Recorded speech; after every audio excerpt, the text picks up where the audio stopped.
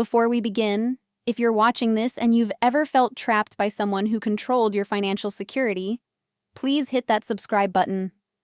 I share stories about people who took back their power every single week. And in the comments, tell me where you're watching from. I read every single one. Now, let's get into what happened. The words landed exactly like he planned them to. "You'd be homeless without me, Sarah." He said it casually, the way you'd mention the weather. We were standing in our kitchen, the one he'd paid for. He'd make sure to remind me. And I was asking about the water bill that had tripled last month. A simple question, a reasonable one after 18 years of managing household finances together. My name is Sarah Mitchell. I'm 47 years old.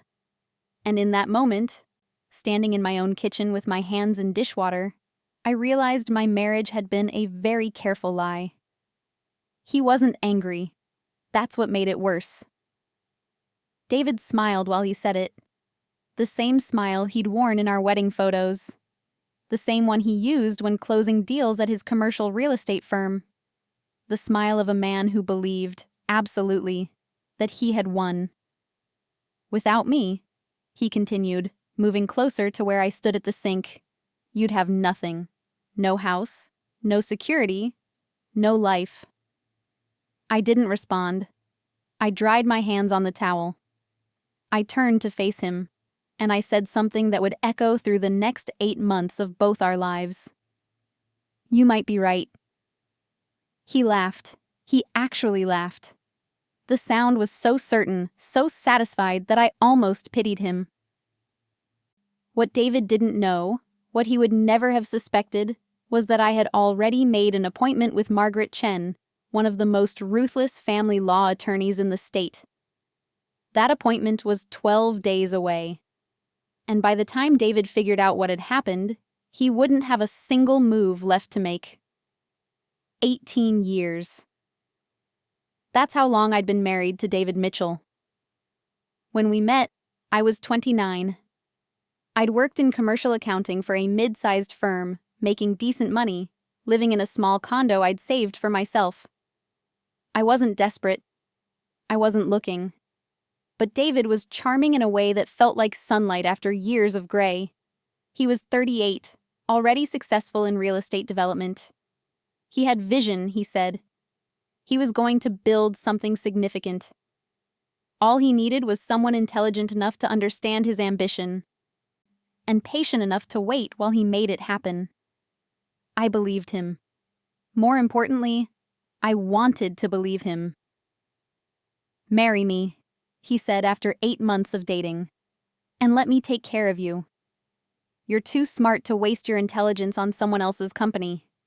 Work with me. Help me build this." It sounded romantic. It sounded like a partnership.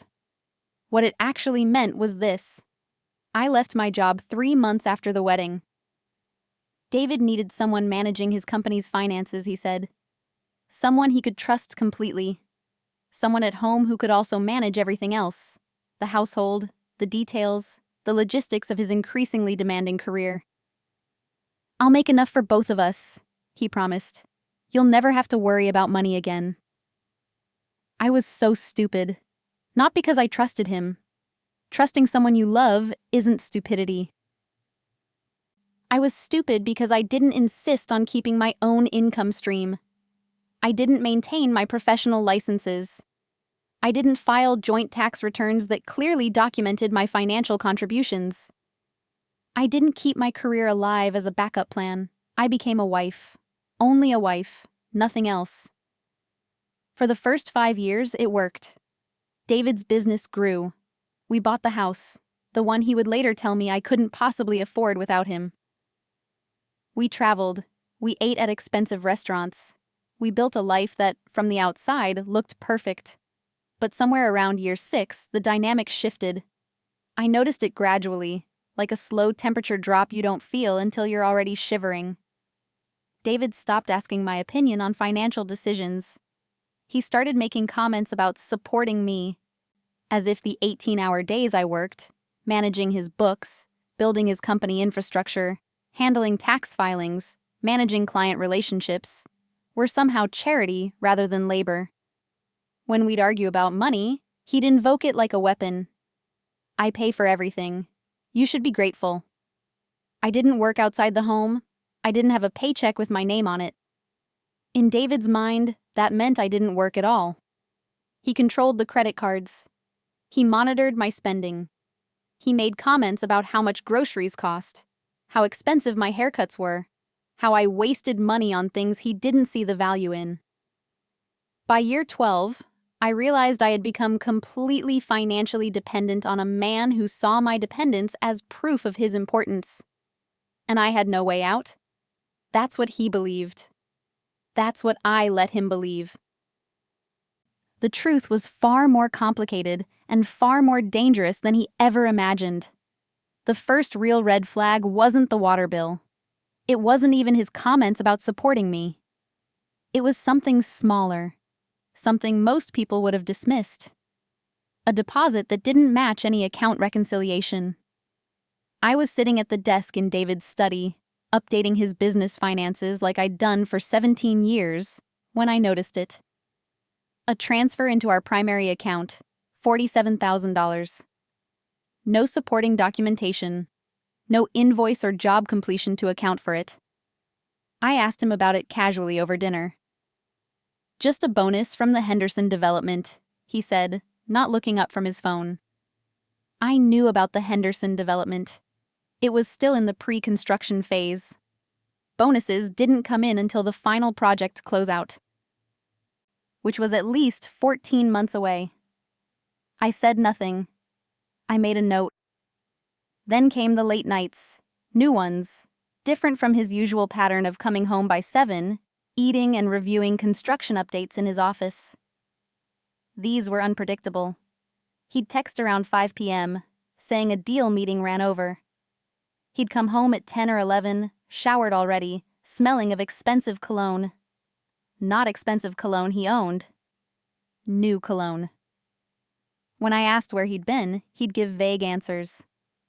Client dinner. Site visit. Meeting in the city ran long. I could have been angry. A wife in an 18th-year marriage would have a right to be angry. But I was something else. I was methodical. I started keeping records, not in a way he could discover. I opened a secure email account using my maiden name. I began photographing his credit card statements with my phone. I created a spreadsheet tracking his movements, dates, times, the excuse provided, the actual location I could piece together from context. The pattern emerged in week 3. Every Tuesday and Thursday, David had his late meetings. Every single one ended at approximately 9:47 p.m., based on when his phone location data would indicate he was leaving the location and heading home. I knew this because David had texted me his location 6 months earlier, a gesture that seemed like partnership and transparency, but which I'd kept active. I followed him once. Just once, on a Thursday in March. He went to the Marriott on Riverside Drive. He went directly to room 418. And he came back down to the lobby at 9:41 p.m. I didn't confront him. I went home, made myself tea, and added 2 new entries to my spreadsheet. The affair wasn't actually the most important discovery, though. It was what came next. The second discovery was almost accidental. I was updating the company's payroll records when I noticed it. David had created a new business entity, not under our company name, not registered with me as an officer or manager, as had always been the case. This one was registered in his name alone. It had been in operation for 6 months.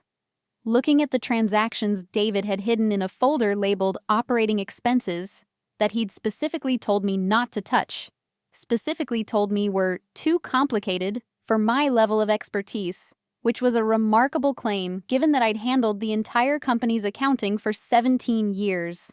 I found evidence of significant capital transfers. $763,000 had moved from our primary company to this new entity over 6 months. $763,000. I sat at that desk for a very long time, just breathing. And then I did something I should have done the moment he told me I'd be homeless without him. I called Margaret Chen.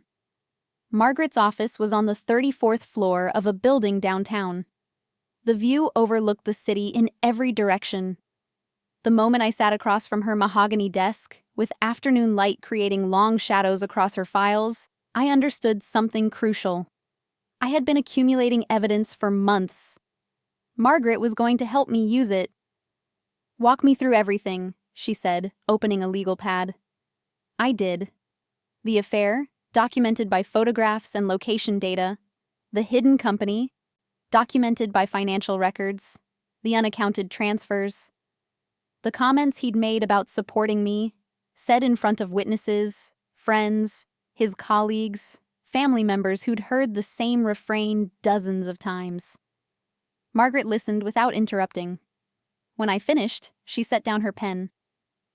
"Sarah," she said carefully, "do you understand how exposed he is right now?" I nodded. Family law in this state divides marital assets equally. That includes business assets. That includes hidden companies. That includes your contributions to his business over 17 years, which I assume were uncompensated in any official capacity. "Yes," I confirmed. "Have you worked in any official capacity? Is there any documentation that you've been employed?" This was the moment. The moment where my years of methodical patience would either save me or destroy me. "No," I said, "but I have documentation of the work I've performed. Emails requesting my assistance. Communications about business decisions that show my involvement. Text messages where he's asked me to handle specific tasks. My name appears on business licenses as a required officer, even though he controlled the operations. I have 17 years of financial records showing patterns that indicate my knowledge and participation." Margaret leaned back in her chair. A small smile crossed her face. "You've been preparing," she said. "Not a question." "I've been paying attention," I replied. "Here's what's going to happen," Margaret said, pulling out a contract. "I'm going to need a retainer. $20,000. I'm going to need you to gather every piece of documentation you can without arousing suspicion. And then we're going to serve David with papers that will make him understand, very quickly, that his marriage is over and his financial situation is about to become extremely complicated." I signed the contract with a steady hand. "One more thing," I said. "I need to be careful about the house." "Tell me," Margaret said. And I did. The next 3 months were the longest of my life. I continued managing David's finances like nothing had changed. I continued making his coffee in the morning, packing his lunch, maintaining the appearance of a devoted wife. I continued smiling when he made dismissive comments about money. I continued being the invisible infrastructure that held his life together. But in the background, I was building my exit. Margaret had advised me to secure my own independent funds before filing. So I began the process, carefully and legally, of liquidating assets that were technically in my name, or that I could claim ownership of. A jewelry collection David had given me, some artwork I'd inherited from my mother, a small stock portfolio that had been opened in my name years ago and that David had forgotten about. I opened accounts at a bank he'd never used. I transferred money slowly, carefully, never enough to trigger the financial monitoring system David had set up on our primary accounts. $1,400 here, $2,000 there. Over 12 weeks, I accumulated $75,000. It was enough for a first payment on an apartment. It was enough for living expenses for 6 months. It was enough to start over. David noticed nothing. Or if he did, he didn't care. Because during those same 3 months, he became careless in a way that was almost reckless. He started taking his phone calls from the girlfriend openly. I'd be in the kitchen, and he'd walk past, phone pressed to his ear, his voice low and intimate in a way it hadn't been with me in years. He'd say things like, "Once the situation changes, And it'll be different soon. And don't worry, I have a plan. I documented every call I overheard. Margaret recorded each detail I provided. He took trips. The girlfriend's name was Melissa. I'd learned this from the Marriott encounter, which had become regular. They were planning something together. I heard him mention the house, which made something cold settle in my stomach. But I said nothing. I documented. Then came the day he sat me down and told me he was moving the funds from our primary operating account. Just a temporary measure, he said, sitting on the couch in his work clothes, still holding his briefcase. I'm consolidating the business structure. Some of the new development requires capital separation for liability reasons. Margaret, the real estate attorney, not... And he paused, a tiny smile on his face. Any other Margaret, I'm sure. She recommended it. It's entirely standard. I felt my heart rate increase. I kept my voice level. How much? I asked. 2.3 million, he said casually. From the operating account into a new investment vehicle. I'm positioning it for the Henderson development expansion. $2.3 million. Almost the entire liquid asset base of his company. Being moved into an account I wouldn't have access to. I nodded. That makes sense, I said. And then I called Margaret the moment he left for his client meeting that evening. He's running, Margaret said, her voice sharp. He's moving assets. Sarah, we need to file immediately. This is an attempt to hide marital property. This is grounds to move forward without further notice. Tomorrow? I asked. Tomorrow, she confirmed. That night I packed a bag. I didn't pack much, just documents, my laptop, personal effects that David wouldn't question if they went missing. I parked it in my car, hidden under a blanket in the trunk. The next morning, David kissed me goodbye like he'd done thousands of mornings before. He said he loved me.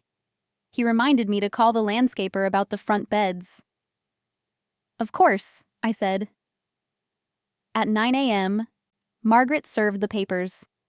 A process server appeared at David's office with divorce documentation, a request for immediate injunction against any further asset movement, and noticed that I was claiming half of all marital property, including the hidden company, including the suspicious transfers, including back compensation for my 17 years of unpaid labor on his business. The financial discrepancy I'd documented, the hidden company, the suspicious transfers, the unaccounted deposits, was detailed in an exhibit that Margaret had prepared with the precision of a surgeon making an incision. And there was one more thing. Margaret had filed simultaneously with the state's Department of Revenue regarding potential tax irregularities in the business accounts. She'd also filed notice with his commercial lenders that the business was under litigation and that they should verify all recent capital movements. By 10:30 a.m., David's lenders were calling him directly. By 11 a.m., his CFO was asking urgent questions about the asset movement he'd instructed them to facilitate. By 12 p.m., David was calling me in a panic. "What the hell did you do?" he screamed into the phone. "Sarah, what the hell did you do?" I was sitting in Margaret's office. I was calm. "I got a lawyer," I said. "Like you should have told me to get, instead of telling me I'd be homeless without you." I hung up the phone, and for the first time in 18 years, I felt like I could breathe. The next 72 hours were a cascade of collapsing dominoes. David attempted to hide the hidden company's existence. Margaret produced the registration documents. He claimed the transfers were legitimate business expenses. Margaret produced the bank statements showing they went into personal accounts in his name, not business accounts. He insisted the affair wasn't relevant to the divorce. Margaret pointed out that he'd spent approximately $43,000 on hotel rooms, gifts, and travel with Melissa, all funded by marital income, which absolutely was relevant to the settlement calculation. His attorney, a corporate lawyer who had no experience in family law, a choice that seemed increasingly obvious as a sign of his panic, kept making moves that Margaret would systematically dismantle. On day 4, David tried to access the primary business account and found it frozen. The court had issued an injunction. Margaret had filed it immediately, and his signature alone was no longer sufficient. He called me again. This time, he wasn't angry. He was terrified. "Sarah, we need to talk," he said. His voice had changed. The confidence, the arrogance, the certainty that he controlled everything. It was gone. "I made mistakes. I know that. But we can work through this. We don't have to destroy everything." "You destroyed it," I said quietly. "When you decided that 17 years of my labor was worth nothing, when you hid money, when you cheated on me, when you told me I'd be homeless without you." "I didn't mean... I'm not interested in what you meant," I said. "My attorney will be in contact." I hung up. What happened next was methodical and inevitable. The tax irregularities Margaret had flagged became a full audit of David's business. It turned out, this was a surprise even to me, that the hidden company had been used to facilitate some creative accounting that bordered on tax fraud. The state's Department of Revenue began investigating. Suddenly, the business that had been so important to him, the business that he'd claimed made him worthy of adoration, became a liability. His lenders, panicked about the litigation and the regulatory scrutiny, called in their loans. All of them. David found himself unable to meet the immediate payment obligations because his cash was tied up in the hidden company, which was now under court order not to be accessed. Melissa, once she realized that David's financial situation wasn't stable, that his promises of wealth and freedom together were evaporating, simply disappeared. Her lawyer sent notice that she was withdrawing the relationship and that she had no interest in any litigation. By week 2, she'd deleted her social media accounts. By week 3, she'd transferred to a company in another state. She'd been with him for approximately 18 months. She'd cost him roughly $60,000 in direct spending. She'd cost him everything else. David's partners in his development company, spooked by the litigation and the regulatory investigation, began discussions about a buyout of his shares. He was forced to liquidate at a significant loss, just to generate the cash he needed to stay current on his obligations while the litigation proceeded. The house he'd used as a cudgel over my head, the house he'd said I could never afford without him, was marital property. In the settlement process, Margaret had me evaluate it. The market value was $1.2 million. David would owe me half of that, minus the mortgage balance. I could buy him out, Margaret explained, and I could do it by refinancing the existing mortgage in my own name, something that was entirely possible because I now had documentation of 17 years of business income that could be attributed to my labor. The banks were happy to work with me. A woman in her late 40s, with a stable track record of financial management, was a far better bet than a man in the middle of a divorce and tax investigation. By month 4, it was clear. David had made a terrible calculation. He'd assumed I was helpless, that my lack of a paycheck made me economically powerless, that my dependence on him was permanent. He'd been wrong about all of it. The settlement took 6 months to finalize. In the end, David received the primary business assets, minus my claim for back compensation for my labor, which came to approximately $340,000. His personal liquid assets, significantly depleted by legal fees, his attorney's costs, and the liquidation of his business at a loss. His car. His personal possessions. A business that was under tax investigation and hemorrhaging value by the day. What he didn't receive. The house control of anything ever again. The ability to claim he'd supported anyone. His marriage. His girlfriend. His reputation, which was tattered after the facts became public through court documents. What I received, the house, which I refinanced in my own name, half of the remaining liquid assets, back compensation for my 17 years of labor, full ownership of my own financial life. A new career opportunity. Margaret had referred me to a boutique consulting firm that specialized in advising small business owners on accounting and financial management. They'd offered me a position as a senior consultant, with a salary that exceeded anything I'd earned in my first professional career. On the day the divorce was finalized, I sat in Margaret's office for the last time in a client capacity. "You are always going to be fine," she said, reviewing the final settlement documents. "From the moment you walked in here with that spreadsheet and those financial records, I knew you had won. You didn't react emotionally. You prepared methodically. You let him play his hand while you built yours." I was terrified, I admitted. Every single day. "Yes," Margaret said, "but you didn't let it show. That's what saved you." I left her office, walked down the 34 flights of stairs instead of taking the elevator, and stepped out into afternoon sunlight. The house was mine. Not because David had given it to me out of generosity, but because the law recognized that I had built it with my labor, my sacrifice, my intelligence, and my years of unpaid work. I refinanced the mortgage within 2 weeks.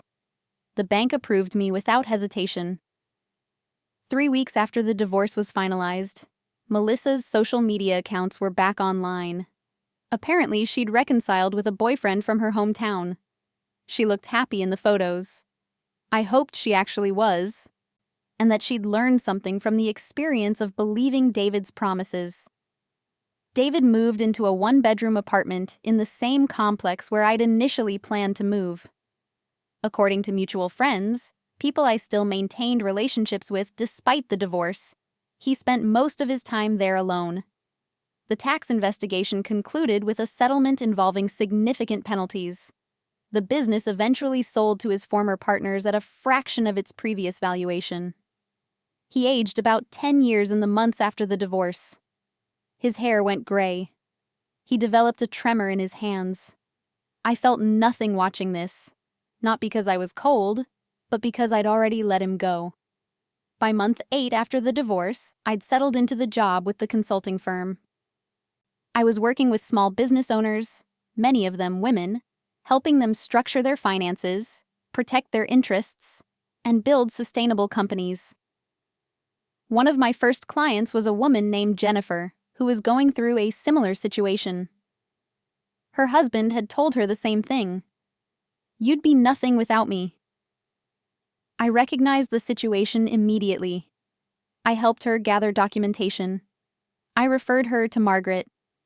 I sat with her through the terror of knowing her life was about to change, and assured her that change, while frightening, was survivable. "How did you stay so calm?" she asked me during one of our planning sessions. "I wasn't calm," I told her.